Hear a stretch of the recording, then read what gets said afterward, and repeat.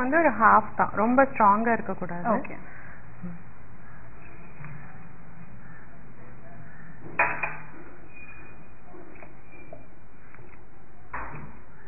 So நல்லா code ஆகிற மாதிரி நம்ம மிக்ஸ் பண்ணிக்கணும். சால்ட் ஆட் பண்ணிடலாம்.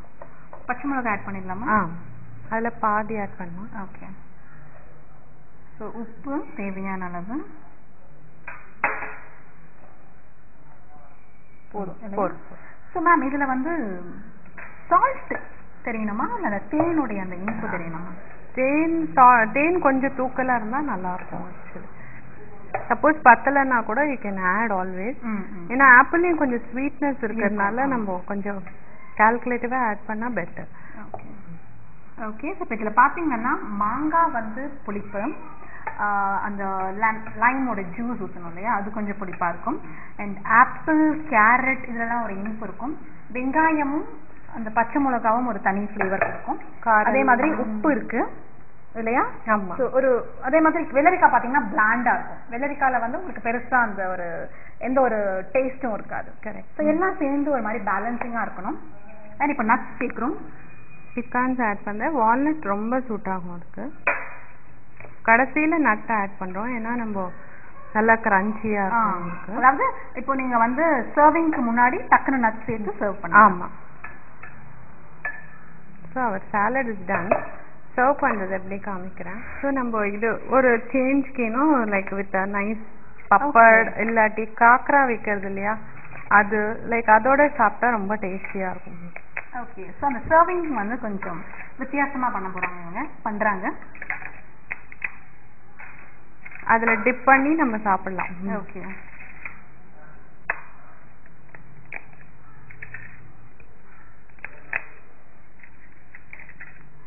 ஓகே. நம்ம இப்போ வந்து நல்ல மசாலா பப்பட் இருக்கு இல்லையா, அந்த பப்படம் வந்து மைக்ரோவேவ் பண்ணோம் இல்லையா? ஆமாம், சுட்டாப்பழம் தான். ஸோ ஒரு வித்தியாசமான சாலட். டேஸ்ட் பார்த்தீங்கன்னா எல்லா டேஸ்ட்டுமே இருக்கும். அந்த இனிப்பு, புளிப்பு, கொஞ்சம் காரம், அதோட வந்து இந்த நட்ஸோட அந்த ஒரு கரக் முடக்கு அந்த கிரன்ச்சினஸ், அதோட நமக்கு வந்து உப்போடைய அந்த டேஸ்ட் எல்லாம் சேர்ந்து, தேன் இருக்கு, எல்லாம் சேர்ந்து ஒரு வித்தியாசமான டேஸ்ட் கொடுக்கும். வெறுமாவும் சாப்பிடலாம் நீங்கள் இல்லையா? ஓகே. நம்மளுடைய மேங்கோ சாலட் ரெடி ஆயிடுச்சு. அண்ட் அதில் சர்விங் எப்படி இருக்கு பாருங்க. சர்விங் தான் ரொம்பவே நல்லா இருக்கு பார்க்கறதுக்கு. ஒரு கப்பில் வந்து சாலட், அதுக்கு மேலே வந்து அந்த பிகான்ஸ், அது வந்து ஏன்னா மற்ற கலர்ட் நம்ம யூஸ் பண்ணியிருக்க அந்த எல்லா கலர்ட் வெஜிடபிள்ஸ் அண்ட் ஃப்ரூட்ஸ் பார்த்தீங்கன்னா ஒரு மாதிரி கொஞ்சம் வெள்ளையாக தானே இருக்குது. கேரட் மட்டும் தான் கொஞ்சம் ஆரஞ்சாக இருக்குது. ஸோ இந்த பிகான்ஸ் வந்து ரொம்ப நல்லா தெரியுது. ஆமாம். அண்ட் அதை வந்து ஒரு பப்படத்தோடு அவங்க சர்வ் பண்ணியிருக்காங்க. ஸோ டேஸ்ட் பண்ணி பார்க்கலாம். ஓகே. ஐ திங்க் இப்படியே டேஸ்ட் பண்ணலாம்னு நினைக்கிறேன்.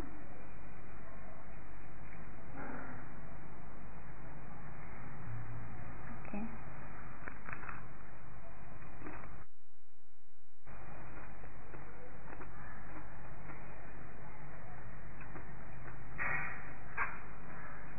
ரொம்ப நல்லா இருக்கும். அண்ட் இந்த பேல்பூரி இருக்கு இல்லையா, அந்த சாட் ஐட்டம் பிடிக்கிறவங்களுக்கு ரொம்ப பிடிக்கும். ஆமாம் இல்லையா? ஏன்னா அது எல்லாருக்கும் பிடிச்சது வந்து அந்த புளிப்பு, இனிப்பு எல்லாம் கலந்து எல்லாமே சேர்ந்து ஒரு பேலன்ஸ் இருக்கும் இல்லையா? ஸோ அதே மாதிரி தான் அந்த சாலடும் இருக்கு. அதுவும் இவங்க அந்த பப்படமோட வேற சர்வ் பண்ணிட்டாங்களா, கிரன்ச்சினஸோட சாப்பிட்றதுக்கு ரொம்பவே நல்லா இருக்கு. ஐ திங்க் ஒரு பவுல் ஆஃப் இந்த சாலட் அது வந்து ஒரு 11:30 12 பிஃபோர் மீல் சாப்பிட்டாங்கன்னா ஃபில்லிங்காகவும் இருக்கும், டேஸ்டியாகவும் இருக்கும்.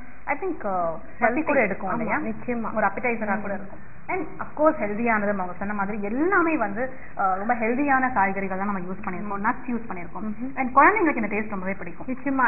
இது வந்து அப்பளம் பார்த்து இது சாப்பிட்ருவாங்க மோஸ்ட்லி. தே டோன்ட் அண்டர்ஸ்டாண்ட் அது சாலட். ஸோ இது ஒரு ஃபேக் சாட் மாதிரி கூட கொடுக்குவாங்க. ஏன்னா வெள்ளரிக்காயெல்லாம் நிறைய பேருக்கு அந்த ஸ்மெல்லோ அதோட டேஸ்ட் கூட நிறைய பேர் பிடிக்காது. கரெக்ட். ரொம்ப பிளாண்டா இருக்குங்கிறதுனால. ஸோ இந்த மாதிரி நீங்க எல்லாமே கம்பைன் பண்ணி கொடுத்தீங்கன்னா ரொம்பவே டேஸ்டியா இருக்கும். ஸோ கண்டிப்பா வீட்டில் ட்ரை பண்ணி பாருங்க. அதுவும் சம்மருக்கான ஒரு சாலட். சம்மர்ல நம்ம எல்லாருக்கும் ஈஸியா கிடைக்கக்கூடிய பொருட்களை வச்சு நம்ம பண்ணியிருக்கோம். awesome salad and thank you so much ma'am for this awesome salad. ரொம்ப டேஸ்டியான சாலட். சாலட்னு சொல்லும் போதே வந்து எல்லாருக்குமே பிடிச்ச ஒரு விஷயம் வந்து ஸ்டவ் பக்கத்துல நிக்காம ஈஸியா பண்ணலாம் அப்படிங்கிறது தான். ஸோ எப்பவுமே வந்து லஞ்சுக்கு முன்னாடி ஒரு சூப் சாப்பிடுறது சாப்பிடுவோம். ஓகே, தட் இஸ் ஆல்சோ ஒரு நிறைய பேருக்கு பிடிக்கும். ஏதாவது ஒரு நாள் வந்து இந்த மாதிரி ஒரு சாலடா நீங்க சாப்பிட்டு பாருங்க, அதுவும் வந்து ஒரு வித்தியாசமான டேஸ்ட் கொடுக்கும். Thank you so much ma'am. Thank you. இன்னைக்கு நம்ம பார்த்த மேங்கோ சாலட், சாலட்லேயே ரொம்ப வித்தியாசமா இருந்தது அண்ட் ரொம்ப ஹெல்தியான சாலட் கூட. ஏன்னா நிறைய காய்கறிகள்லாம் இருந்தது இல்லையா. இந்த சம்மருக்கு நீங்கள் வந்து இதை அடிக்கடி செய்யலாம், அந்த அளவுக்கு ரொம்பவே டேஸ்டியாகவும் இருந்தது. ஸோ கண்டிப்பாக நீங்கள் எல்லாரும் வீட்டில் செஞ்சு பாருங்கள். இதே மாதிரி உங்களுக்கும் வித்தியாசமாக சமைக்க தெரியும்னா நீங்களும் நீங்கள் வந்து சமைக்கலாம். நீங்கள் செய்ய வேண்டியதெல்லாம் நீங்கள் என்ன சமைக்க போறீங்களோ அதை பற்றி விளக்கமாக எழுதி அதோட உங்களோட கலர் ஃபோட்டோகிராஃப், உங்கள் வீட்டு முகவரி, ஃபோன் நம்பர் இதெல்லாம் எனக்கு மெகா டிவிக்கு அனுப்புவீங்க. கண்டிப்பாக உங்களோட சமையலும் இந்த ருசி பகுதியில் இடம்பெறும். இப்போ பெண்கள்.com நிகழ்ச்சியோட அடுத்த பகுதி என்ன பகுதின்னு பார்க்கலாம்.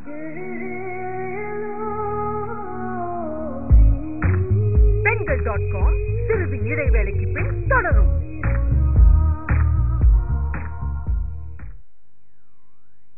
ஒருத்தர் பிறந்தநாள் இன்னொருத்தர் கொண்டாடினா பகுதியில நம்ம நிறைய பாரம்பரியமான டேஸ்டியான டிஷ்ஷஸ் பார்த்திருக்கோம்.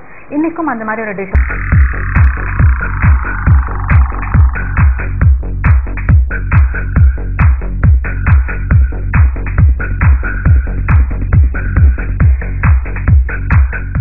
Hello madam. Hi Meera madam.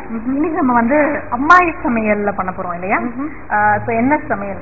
இன்னைக்கு வந்து அக்கி ரொட்டி பண்ணலாம். அக்கி அரிசி மாவு, ஸோ அதுல ரொட்டி பண்ணுவோம். அது கர்நாடகாவில் ரொம்ப ஃபேமஸான டிஷ். ஆமா, நான் கூட கேள்விப்பட்டிருக்கேன் அக்கி ரொட்டி. ஸோ இதோடைய ஸ்பெஷாலிட்டி என்ன மேம்? இது வந்து அரிசி மாவோட பண்றது, ஒரு குவிக்கா சீக்கிரம் சாயங்காலம் டிஃபன் மாதிரி சாப்பிடுவாங்க. ஃபில்லிங்கா இருக்கும், நல்லா ஃபில்லிங்கா இருக்கும். அண்ட் ஏதோ நல்ல கார சட்னி இல்லாட்டி பிக்கல் ஆர் எனி திங் அதை வச்சு சாப்பிடலாம். ஓகே, இது மோஸ்ட்லி டிஃபன் இல்லை பிரேக்ஃபாஸ்ட் மாதிரி சாப்பிடுவாங்க. ஓகே, ஆனால் நிறைய இன்க்ரீடியன்ஸ் நம்ம வச்சிருக்கோம். ஸோ இப்படி தான் வந்து அங்கே பண்ணுவாங்களா? பேசிக் பார்த்தீங்கன்னா அரிசி மாவு, உப்பு, பெருங்காயம், அது மெயின்.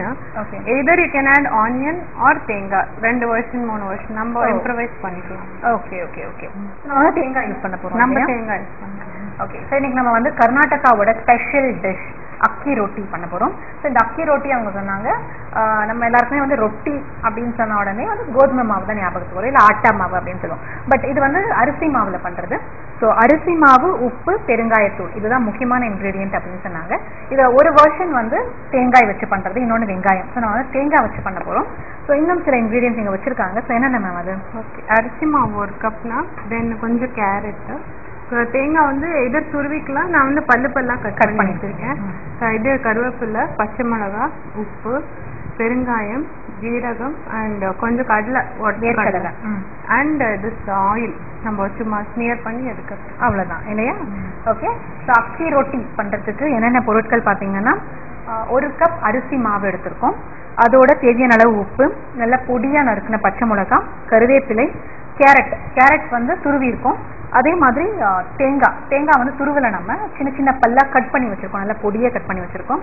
கொஞ்சம் பெருங்காயத்தூள், தேவையான அளவு எண்ணெய், அதே மாதிரி வேர்க்கடலை வந்து தோல் இல்லாம ஒன்றும் பாதியமா கோஸா ஒரு மாதிரி பொடி பண்ணி வச்சிருக்கோம் நம்ம. ஸோ ஆரம்பிக்கலாம். ஸோ ஃபர்ஸ்ட் நம்ம யூஸ்வலாக என்ன பண்ணுவாங்கன்னா, வெறும் அரிசி மாவுல தண்ணி போட்டு பிசைஞ்சு இது மாதிரி தட்டுவாங்க. பட் இன்னும் கொஞ்சம் சாஃப்டா பண்ணாங்கன்னா நம்ம பாயிலிங் வாட்டர் வச்சு அதுல மாவை கலக்க போறோம். ஸோ ஃபர்ஸ்ட் நம்ம ஹாட் வாட்டர் வச்சுக்கலாம். ஆனால் இது வந்து ரொட்டி அப்படிங்கிறதுனால சப்பாத்தி மாதிரி தானே பிசையணும்? ஆமா, சப்பாத்தி மாதிரி தான்.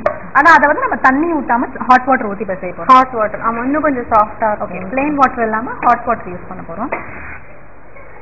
ஓகே, தண்ணி வச்சிருக்கோம். இப்போ தண்ணி வந்து நல்லா கொதிக்கணும், பாயிலிங் வாட்டர் வரணும். நம்ம அதுக்குள்ள நம்ம மாவுக்கு இன்கிரீடியன்ஸ்லாம் போட்டுக்கலாம், ட்ரை இன்கிரீடியன்ஸ்லாம். ஓகே,